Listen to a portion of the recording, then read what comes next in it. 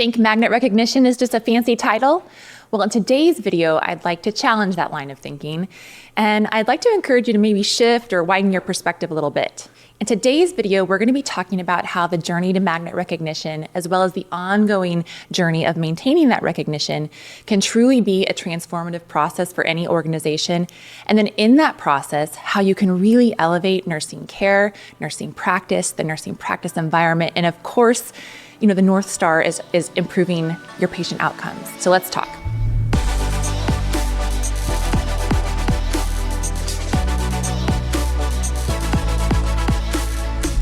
Hi there, everyone. My name is Katie Stevens, and welcome to Excellence in Nursing. I'm a nurse by background, and I am a consultant and coach. And one of the things that I do is I work with nurses and organizations to help them navigate the magnet journey.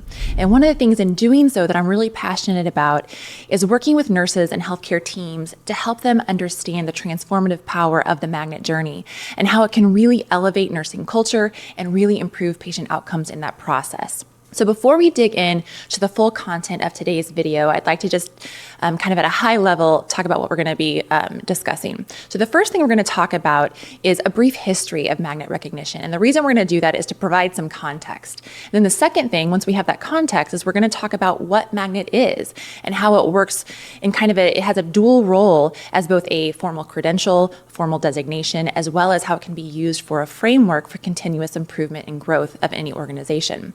The last thing we're going to wrap it up with is just a very high level discussion about why magnet recognition is so important to patients, nurses, and organizations. So my goal by the end of this video is that you'll have a clear understanding of why magnet recognition is so important, what it is, and what it means for you. So one of the reasons I wanted to talk about some magnet history today was because, at least for me, whenever I understand history, it really gives me a bigger picture of what's going on. It helps me to connect the dots. And at least for magnet recognition, I think it's really helpful to understand what was going on and what has been going on in healthcare and nursing and how magnet has been a part of all of that. And I think with this context in mind, it really helps provide greater meaning and greater purpose behind the magnet journey. So that's what we're going to talk about today. I do just want to mention that we're going to just at a very high level discuss the history. We're not going to go into great detail. We've written a blog that we'll link in the description below. You can also go to the ANCC website. If you're really interested in digging in deeper, there have been some books that have been written about it. So I encourage you to visit those resources if you're interested in understanding more. So let's get into the history. So magnet really has its roots in the 1980s. So what was happening at that time was that there was a severe nursing shortage really across the country. And organizations were really struggling to both attract and retain nurses. However, there were some organizations that were really bucking the trend and did not seem to be having the same challenges that some of the other organizations were having. And so the American Academy of Nursing, which is an affiliate, or it's affiliated with the ANA, which is the American Nurses Association, they sent out 4 researchers to study these organizations across the country that didn't seem to be fazed by all of these challenges. They wanted to understand why. Why are these organizations so special and so unique? And so the researchers dug in and studied these organizations and found that there were some common shared characteristics among these organizations. And those ended up being the 14 forces of magnetism. They used the term magnet because these organizations were able to pull nurses in and hold them within their organization, similar to, the way a magnet works. And so those 14 forces of magnetism, let me just reiterate that, was the original magnet research. Those were the 14 common characteristics that were shared among these organizations that, again, we're not having the same challenges as most of the organizations were having across the country. In 1990, the American Nurses Credentialing Center, the ANCC, which is a subsidiary of the ANA, they ended up formalizing what we know of today as the Magnet Recognition Program. And so those 14 forces of magnetism, so those were things like a strong nursing practice environment, strong nurse-physician collaborative relationships, strong nursing leadership, the perception that you're able to provide a high quality of care while you're at work. So those were just some of the things that came out of that research. So those 14 forces were the original criteria that organizations had to submit to. Those were the standards that needed to be met in order to earn that magnet recognition. What was interesting as well is that original research ended up becoming best practices. So Of course, that was the study of all these organizations that were doing quite well during that time.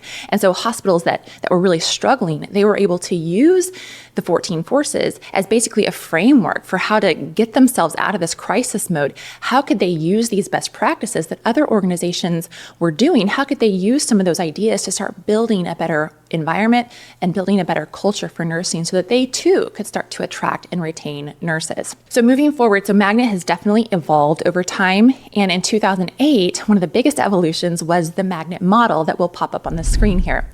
The 14 forces of magnetism ended up getting kind of divvied up into all of the domains across the Magnet model. And what you'll also notice is that right in the middle of the model, the heart of the model, is really this new shift on outcomes.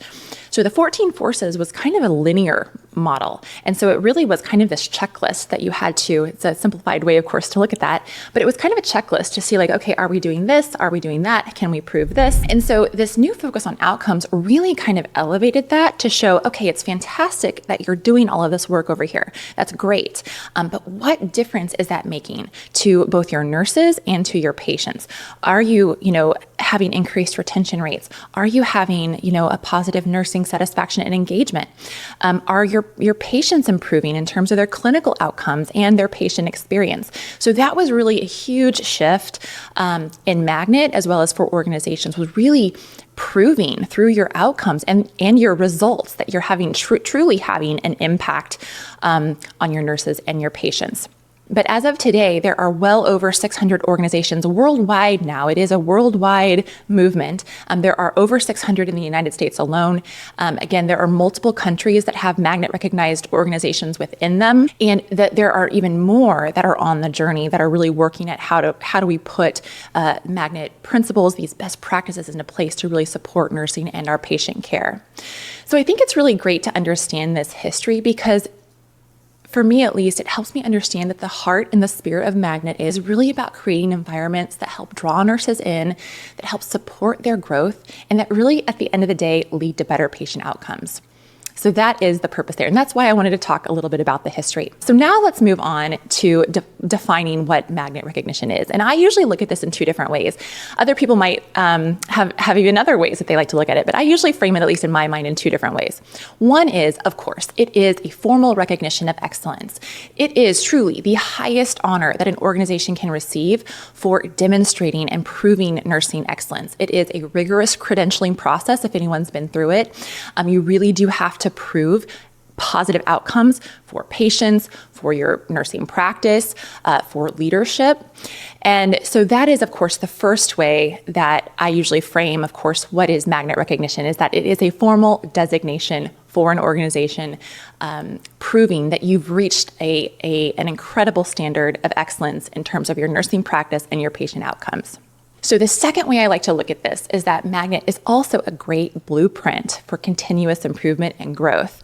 So the Magnet model is really a great roadmap for this ongoing journey of excellence. And truly at its heart, at least in my mind, is that it really is the spirit of cultural transformation. And if you've been through a transformation in your own life or even in an organization, you know that there are mountaintop successes and exciting times where, things are just super exciting and the energy is high and, of course, there's great success. But in any transformation, there are also valleys where it can be painful, it can be stressful, and it can be a lot of hard work. And so I just want to call that out there that, that it is a lifelong journey, that there are mountaintop peaks and there are valleys, but the important thing is that the upward trajectory, it is a culture of ongoing excellence, which means that we never give up and we always are striving for better, that there's always a positive trajectory. So, and with that, I think it's really important to note that just because you're a Magnet organization or because you're on the journey to Magnet does not mean that you have reached perfection or that you will reach perfection, because let's face it, that's kind of an unrealistic goal. This really is a lifelong journey. For me, what it means is that when you are on the journey to Magnet, if you're already a Magnet organization and you're continuing that journey, that it really is kind of this spirit of when things happen, which they will, how are we taking a look at those things honestly and with integrity? And how are we, evaluating those things and then having the courage to really course correct when needed? And when we are course correcting, how are we using evidence to guide those decisions? And or maybe we need to create new knowledge and new evidence through research. So again, I think the idea of this is that you're always elevating nursing practice, and of course have got that North Star, which is, better patient experience, better patient outcomes, and better patient care. So we're going to wrap up today's video with talking just again at a very high level why Magnet matters for patients, nurses, and organizations. And we will dig into this in more detail in a follow-up video. But real quickly, we'll just kind of touch a few things. So for patients, the interesting thing is that the public is becoming a lot more savvy when it comes to the consumership of their healthcare. And so for patients, what we're noticing is that people are seeing that seal, that Magnet logo, and they're associating that with kind of a quality assurance. So think about yourself even as if you're going to purchase an item on, Amazon or wherever you're going to purchase an item. Chances are you are going to purchase the item that actually has some sort of guarantee behind it. So when patients see that Magnet logo, I think in their mind it's starting to trigger like, oh, okay, this organization has actually intentionally set out on this journey to try to create an excellent experience for myself as a patient, whether that be through my clinical outcome or just through my experience of being in their organization. So for nurses, it's very similar. That logo symbolizes to many nurses that, and there are many nurses that actually, specifically seek out Magnet organizations because they know or they believe that logo signifies to them that, hey, I'm going to be expected to show up and professionally practice nursing. I'm going to be supported professionally to grow and to develop during my time there. And that chances are I am going to be able to impact patients' care to the highest degree possible in this kind of environment. So that's kind of what it's starting to signal and what it has signaled for many nurses over the years and what it continues to signal. For organizations, it really is, this commitment to ongoing excellence. And so with that, of course, has financial implications if you're not experiencing negative outcomes for your patients. And of course, when patients see this as something positive, then of course it impacts your reputation in the community. When nurses are seeing this as a certain environment where they can professionally practice, of course, you're going to have this positive outcome, which is attracting and retaining more nurses. So again, this is a very high overview. We'll go into much greater detail in a follow-up video. So if you found this video helpful, please give us a thumbs up and subscribe. And I would encourage you to visit our Excellence in Nursing blog for more history. And we've also got some great free resources on there as well. We'll link all of that in the description below. I just want to thank you for watching, and we'll see you in the next video. And until then, keep making that difference.